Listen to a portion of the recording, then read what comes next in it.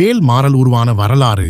1928 ஒரு மந்திரவாதி சில பல மாய வித்தைகளை கற்று அதை பயன்படுத்தி தன்னை கலியுக முருகன் என்று பொய் பொருட்டு செய்து வந்தான்.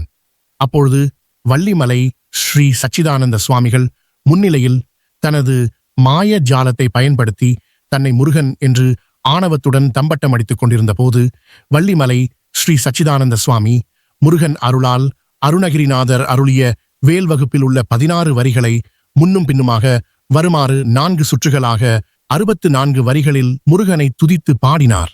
இவ்வாறு இவர் பாடிய மந்திரத்தை முருகனின் வேல்மாறல் மகாமந்திரம் என்று போற்றப்படுகிறது. இந்த மந்திரத்தை சொல்லும்போது தீய சக்தி கொண்ட அந்த மந்திரவாதியின் உடல் நெருப்பால் எரிவதை போன்று அவதிப்பட்டு கடைசியில் ஸ்ரீ சச்சிதானந்த சுவாமிகளிடம் மன்னிப்பு கேட்டு தனது மாய வித்தைகளை கைவிட்டதாக கூறப்படுகிறது. நன்றி, வணக்கம்.